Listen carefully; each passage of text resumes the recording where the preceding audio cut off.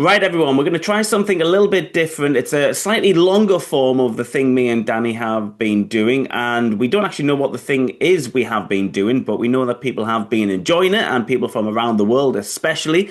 So we thank you for that, especially people in North America, South America, and the Far East as well, who reached out in the comments and said they've enjoyed our content. So what we thought we'd do today, on the back of the win in the FA Cup yesterday, is maybe to have a little bit look back at the FA Cup, the game itself, but also to have a look back at the season so far, seeing as though we've just reached over the halfway point as well. We'll discuss briefly the possible transfers, ins and outs. We'll look forward to the rest of 2026 as well. And also, I asked you as well for some hashtag Ask Danny's, so we'll stick them in towards the end. But we'll start.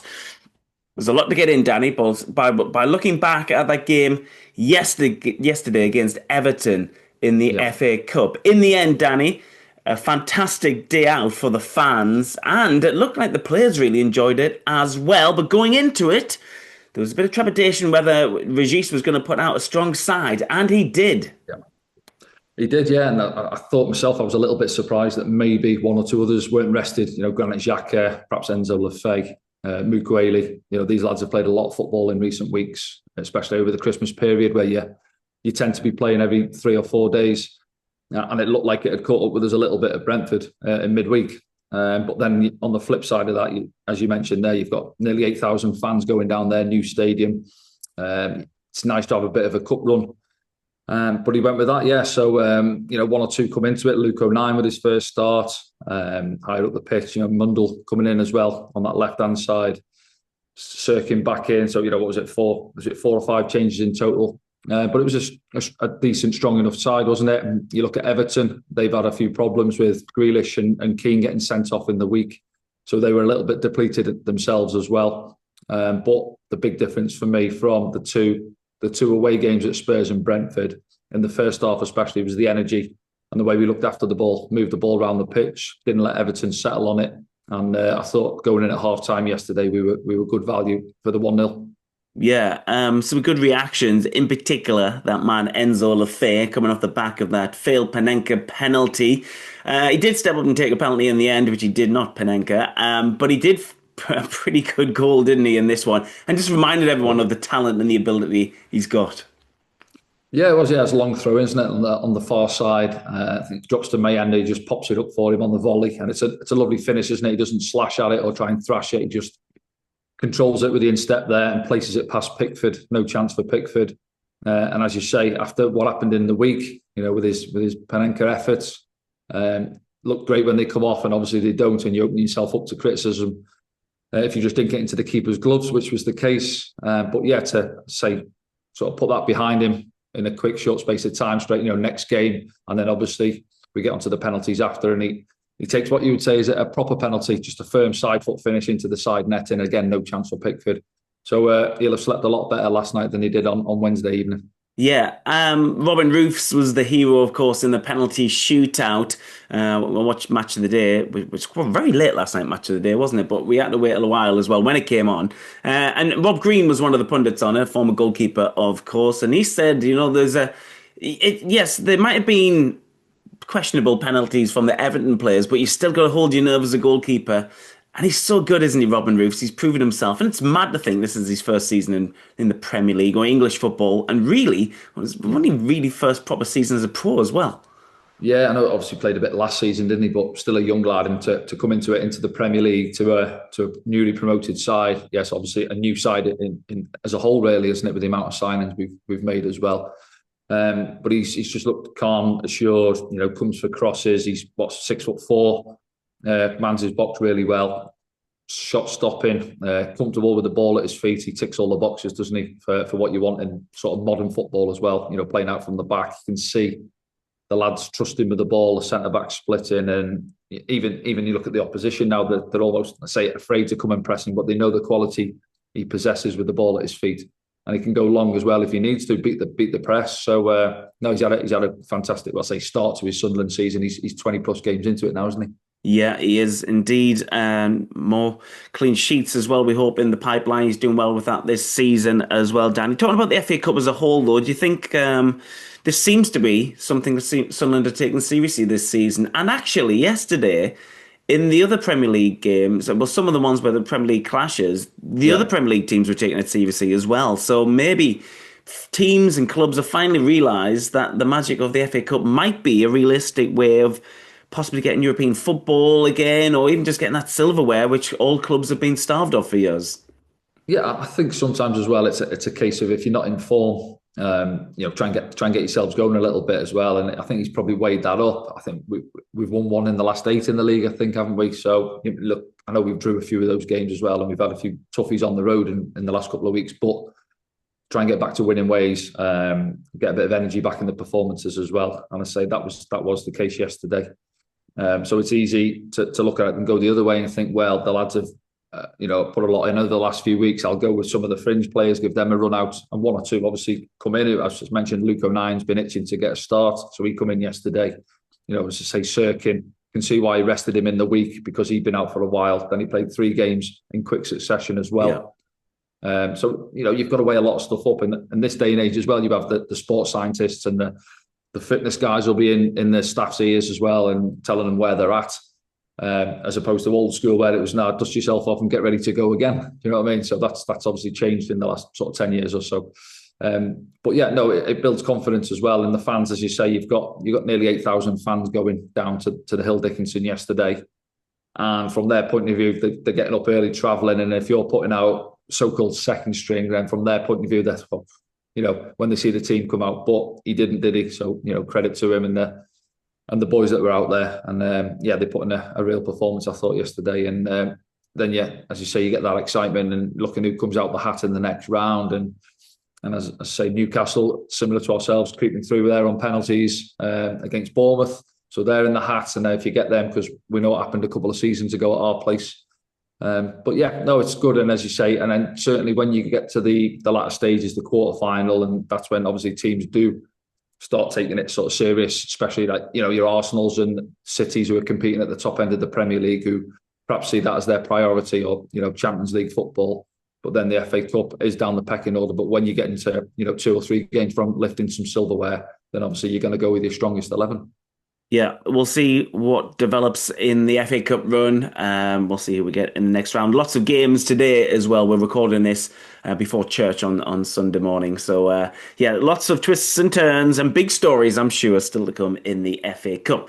We'll look back then, Danny, at the season so far. I know we've played Brentford twice, but we played everyone else once. As we record this, we are 10th on 30 points. I imagine a total. Played What's City that? twice as well. Played City twice. Oh, yeah, you're right about that. We have played City twice. Well, it was funny that because we played City within a succession of a couple of weeks, didn't we? Before game was always one of them, yeah. Yeah, before we'd played Spurs even as well. That's right. So, So as we record this, then we've played 21 games, as you rightfully point out, on 30 points, and I imagine that's a total many Sunderland fans, Danny, would have thought would be unachievable perhaps at the end of last season by this point. But it looks like, and the way things are going down at the bottom, that we're only a couple of wins away from securing safety. Yeah, I would agree on both points, really. I think at the start of the season, as you say, when we get promoted down at Wembley there, and then, as you say, fans are probably even on their way back home and thinking, what do we need to bring in the summer? And again, going back to it, I was thinking maybe 5 or 6 players try and strengthen us and give us a chance of staying in the league. And then obviously 14 players come through the door. Well, 15 if you include Mark Gear, who had a quick turnaround and went back to Chelsea. But yeah, sometimes obviously the players are going to gel and you're hoping that that's the case, and sometimes it doesn't. But from our point of view, it has. And certainly the boys, sort of the defensive third of the pitch, Mukiele, Alderete, Ronaldo and Robin Roofs straight in there and have turned in some good consistent performances. So if you give yourself a solid foundation to work from, and then obviously, yes, top end of the pitch, which we'll probably get onto, where, if you're looking at stats, I know there'll be a few people watching who like to talk about stats. That's where we perhaps need to improve. But if you've got a solid base, and in general, we have, barring Brentford last week and obviously City, but City can do that to teams. We've always been in games and looked fairly solid. So just over the halfway stage, if you'd have said 30 points, there wouldn't be one Sunderland fan who wouldn't have snapped your hand off. And I'm sure there's one or two getting a little bit greedy and still keeping those passports warm and are hoping for European football. It's that tight. I mean, I've just had a look at the table there. You're one win off going to fifth, which could have been the case if we'd have gone down to Brentford and got a result there. But it wasn't to be. But we're still in a fantastic position, sat in 10th. With a good chunk of the season left to go. Yeah, I think a lot of people might have thought that this would be the point of the season where the wheels would come off for Sunderland with players missing from AFCON. We had a couple of injuries as well, but we proved over the Christmas period, didn't we, Danny, that we could be more than a match, and especially for the big sides as well. We went into it, of course, with a big derby win, which I think will be remembered for years as well. Not just the circumstances of the goal, but the way Sunderland applied themselves on that game, especially considering the way things went last time as well. That draw against Manchester City, the draw against Arsenal at home. It's that home form, which we still have as well, where we're undefeated at home. And the players will want to hold on to that, won't they, in the remaining part of the season? Yeah, absolutely. Yeah, as everyone says, isn't it? Try and win your home games, or worst case, don't get beat, and then can you take points on the road? And that has been the case. Out of the 30, it's 2/3 of the points have come at the Stadium of Light, and obviously 10 points on the road. But yeah, as you say, with the Arsenal game going into the last few minutes, and then you pop up, you get the equaliser. City, the lads put a hell of a shift in against City there to come away with the draw as well. And then obviously we've had a couple of toughies on the road, and you've just said there where you're hoping now we can get. The lads are coming back from AFCON. Obviously, Siddiqui straight back in yesterday. And we have been creaking, I would say, in the last couple. It's been tough down at Spurs. First off, we weren't great, if we're honest, but you're getting at 1-0, and then obviously you come out and you score a wonder goal, a well-worked goal from the team. Robbie pops up with it, and you take your point there. And then obviously you go into Brentford, and you're thinking, can we now try and get through this?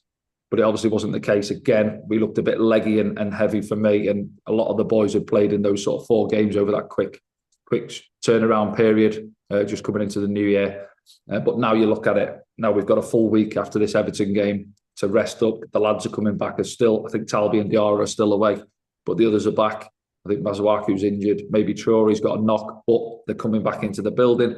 The other boys who have played them games can have a nice light week. We've got a full week, but they'll be easy. There'll be recovery, bikes, pool, massage, and then look at the fixtures on paper. Palace, who are struggling for form, really. I know on their day they can turn up and put in a good performance with the likes of Mateta, but they got turned out the FA Cup yesterday as the holders, didn't they? Yeah. West Ham struggling down the bottom end, Burnley struggling, and then obviously you go into Arsenal, Liverpool. So the next 3, you look at them, and if, as I say, we get a week to recover, and then you've got lads coming back into it, and then Regis and the staff, I'm sure, will be delighted when they come into the office this morning and you have them little counters in your office on the board, and you can all of a sudden start bringing 1 or 2 back into the squad. And he's thinking, oh, look at this now, I've got a few to pick from. And then obviously the window's open as well if he wants to try and bring 1 or 2 in, and obviously 1 or 2 will move out of the building, I'm sure. Yeah, we'll come on to that in a second, but any game in particular stand out for you so far this season, apart from the obvious ones, or you can certainly pick an obvious one. For me, I think it was the performance against Bournemouth at home. I know Bournemouth haven't been great of late, but they're still a really quality side. I think they've got a really talented coach as well. But the way they came back from 2-0 down, Danny, that's something Sunderland don't do very often at all against a really good Bournemouth side. No, it's a good shout. Yeah, it was 2-0 after 10 minutes, wasn't it? I think that second one where Roof's got done from almost by the halfway line, and you're thinking, well, is this the day? But as you say, credit the lads. They rolled the sleeves up, that sort of never say die attitude, and got themselves back into the game and picked up the 3 points. It was a Lafayette penalty as well. I was going to say, Enzo took a proper penalty that day, didn't he? I think even the big team, Arsenal, because then I think we 1-0 up against Arsenal, and then they got us back to 2-1, didn't they? They come out strong second half, and then you're thinking, that league leaders, they're solid at the back, but then Robbie pops up with the equaliser in the last sort of couple of minutes of the game there, and then City at home, the shift the lads had to put in against City. Yes, we got penned in second half, but in the first half, I thought more than the match, got after them, pressed them high. 1 or 2 opportunities ourselves, didn't we? They're the performances I think the lads will look at. And as you say, what is it, 6 or 7 clean sheets I think we've had now as well. Yeah. So as I mentioned earlier, it's having that solid base to work from at the back, and then you're hoping that the boys at the top end of the pitch can start contributing a little bit more and getting us some more goals. And obviously goals turn into points.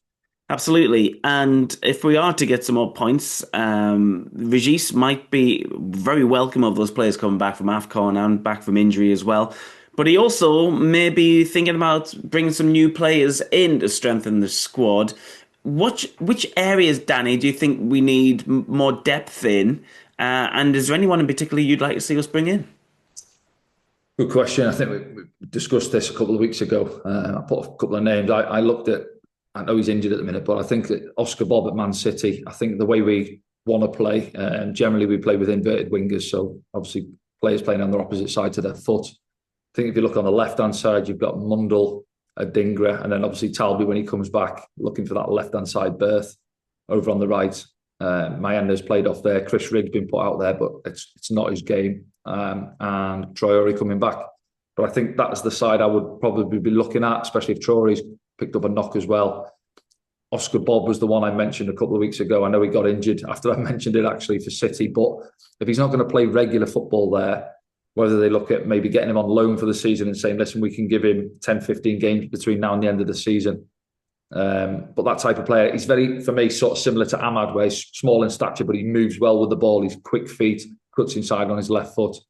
And then obviously that sort of player really, because I think the way we set up, more often than not, if we are sitting deeper in a game and we have 30, 35% of possession, the key players in our system for me are the two wingers to take the ball, get us up the pitch, create opportunities, because a lot of people have mentioned about us, well, we need strikers, we're not scoring goals. And yes, you've got Isidore, I think's on 4, hasn't scored for 13 games, I think, since Chelsea. And Brian Robbie's on 3 goals. But they would argue we need some more service. And if you look at the stats, I think we've had the third least amount of touches in the opposition's box, and XG and all that comes into it, and we are low. So it comes together for me. If you're not creating opportunities, strikers aren't aren't going to score goals. So it comes together. So top end of the pitch is a priority. I think we're okay at the back. I think in centre of the park, I think we're fine. But I think it's either maybe they look at another striker. But you've got Isidore, Robbie, and Mayenda played there yesterday. But if we only play one, you're going to have 4 strikers in the building unless one of them goes out, which I don't think is going to happen. But winger is certainly where I would be looking at, yeah. Oh, interesting. I mean, the game yesterday was maybe a good example of that, and we've seen it in lots of recent games. It's just that final third just seems to sometimes break down, and that's frustrating for the fans when they watch it, because they know if you give service to some of our strikers, especially Bobby, the way he's playing at the moment, we know the pace Wilson's got as well. And we've seen it when Mayenda came on in the last home game as well. He kind of made a bit of a difference, didn't he? Almost instantly. And you know, it's just frustrating, isn't it, from a fan's point of view, when it's that final third just not clicking, and it's that final line we just can't break, or the chances are few and far between. But is there anything they can do with the in-house players to work on that, Danny? Yeah, well, the names I've mentioned there, as you say, left-hand side, Adingra come in, still a young lad. Mundle is a young lad who's been injured and is sort of coming into it. As I said yesterday, I think it was his first start, heavily quite involved yesterday. I thought he had a decent-ish game where some things were coming on. He kept taking the ball. Again, end product sometimes into the bodies. But it's going to happen, though, because he's coming into the side and he wants to try and impress and push for the starting shirt. And then obviously Talby coming back in. Again, young lad. Start of the season on the right hand side, then he's found himself on the left. But I think if in the market we've tapped into, we've obviously gone out and found a few gems which other clubs haven't had on their radar, the likes of Mukiele and Alderete Roofs, for example. So if they can go out and find somebody who perhaps nobody else is having a look at, because the January market is obviously different to the summer market as well, where teams know it's a quick turnaround in doing your business. If you're coming for that player, you want them for a reason to strengthen your team, for him to go straight in. They might throw a few more quid on the price tag, and they see at Sunderland at this moment in time are doing quite well in the league. Then, you're after our player, you're going to have to come and pay and spend a few quid if you want him. But I think when Kirill spoke earlier in the season, when I think he was on Sky, wasn't he, where I think Dave Jones spoke to him and asked about the window, and he sort of said, well, we're assessing where we're at, and if we're still pushing, we've perhaps got a pool of players or a shop we'd like to go and buy in, and then obviously if we're at the other end of the table, we'd look at it differently. So we're going to have to see now. We're a third of the way through the month now, so they'll be having a look at maybe getting. I don't see more than maybe 2 coming in, 2 maybe 3 maximum. But I think there's a few that have obviously got to leave the building as well to go and get some regular football if that's going to be the case.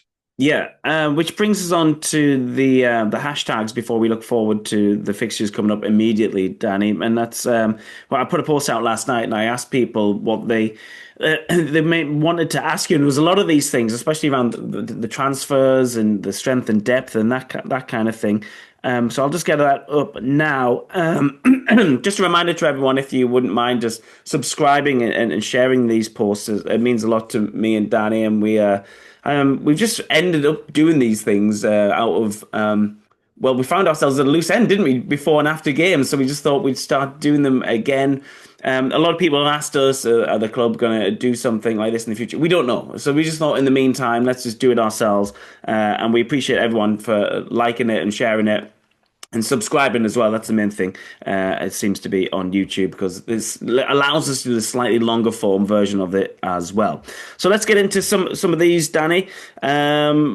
Quick one on yesterday. Someone's been in touch and said, just how good is Robin Roofs in the Premier League compared to other Premier League goalkeepers, Danny? I imagine we've already touched upon him, but he's doing really well, isn't he? Yeah, fantastic. I think if you're looking, for me, this sort of season, if you're going off it, you're looking at David Raya. Obviously, Arsenal sat. I think they've only conceded 14 goals. I think we're third, by the way, in terms of defensive. City just conceded 1 goal fewer than us in second there. So as I said, your defensive record, and he's been a massive part of that, hasn't he? I mentioned all the boxes he ticks earlier on. Coming for crosses, and as a former centre back, full back, when balls are coming in, you want your keeper to come and command and dominate, and he certainly does that. There was one yesterday against Everton where he come through the bodies. I think he caught someone, didn't he, by accident with his boot. But 2 or 3 Everton players around him, and he comes straight through the bodies. And he said, no, that's my ball. It's my area. I'm dealing with that. And that's fantastic for the outfield players to know that that's behind him. And he's still a young lad. Listen, I'm sure there's going to be interest from other clubs moving forward. But while he's in a Sunderland shirt, let's enjoy him because he's been immense back there. But yeah, I would put him in the top 3, certainly top 3 keepers. If you look at the stats aside in terms of goals conceded, City brought Donnarumma in. I thought he looked more assured than Donnarumma the other week, especially with his feet. He looked a bit edgy, Donnarumma. He's a big unit and he's a good shot stopper. But as I say, in modern football, where coaches want keepers now to almost be that sweeping third centre back, if you like, to deal with the ball at their feet, Robin Roofs is more than capable. A couple of people have been on, including I think it's Pat, and we've got Tom as well, all asking about if you could only sign one player, who would it be and why? Is it your man Oscar Bob? No, I go for Kylian Mbappe first, I think. Yeah, being serious, obviously, I know fans will be discussing it now, and I'm sure they're in the same sort of department as me. It's either maybe trying to get some strength out wide or top end of the pitch. But again, I said it's difficult because we don't really play 2 up top, and we've got 2/3 centre forwards in the building already. Now, unless you're bringing in a high quality striker in who's going to come in and be head and shoulders above what we've got and start to hit the ground running. Now, for one, you're going to have to go out and how much strikers are these days. You see how much Isak went to Liverpool for, and you're looking at a top striker, you're looking at north of 80 million quid. That's not going to happen, I don't think. But as I say, if the recruitment staff are looking at the market, if they can go out and find somebody and they can come in and hit the ground running and get us between now and the end of the season, sort of 6 to 8 goals, then by all means, yes, I get that. But I for me, priority is to go and get a winger and possibly out on the right hand side, whether it's a left footer, because not many sides play with a traditional winger now. I think maybe look at Newcastle, Jacob Murphy, right footer, likes to play on that side, half a yard, puts a ball in. But most teams now play with inverted wingers. So if we're looking right hand side, it more than likely be a lefty, like your Ahmad or Oscar Bob type. Yeah, a couple of other people have been on saying they enjoy our watch along parties, which we've been doing. Is there any more coming up? Well, we just found out at the end of last week we're doing one for the Bournemouth game, which is the end of February. So keep an eye out for that. We'll normally do those in Quins. We have done them in Founders. Essentially, me and Danny do a kind of like a pre-game talk-in, and then we do a bit of a half-time assessment and a full-time assessment as well, if required. And we found out that we are doing one for Bournemouth, so I imagine the rest of the world will find out about that very soon, so get your tickets while you can.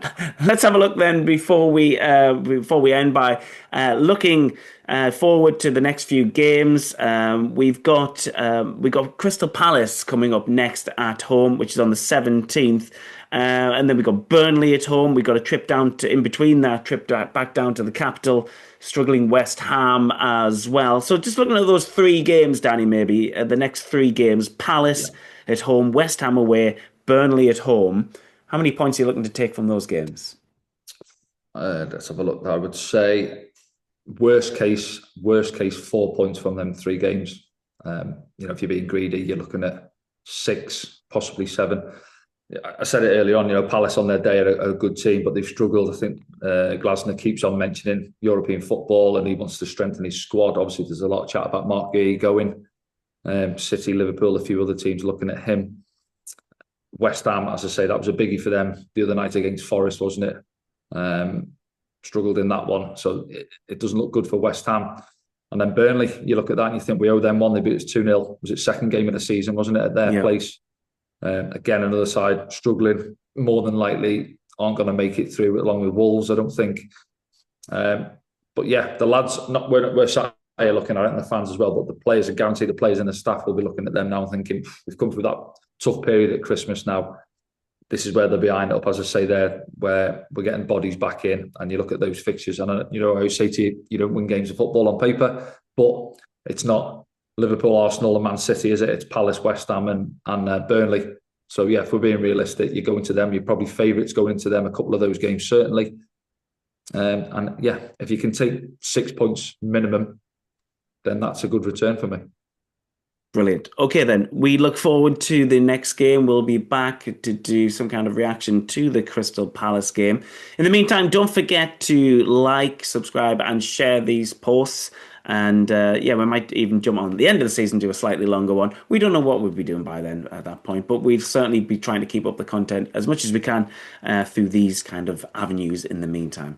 Danny, do you want to say bye to everyone? Yeah, I'll say bye for now. As you say, we're not sure when we'll see you. More than likely at home at the Palace game, isn't it? So we'll drop onto that one another week away or just under now. But yeah, no, fantastic from the boys and let's see who we get in the cup. Fantastic. Okay, everyone, we'll see you soon.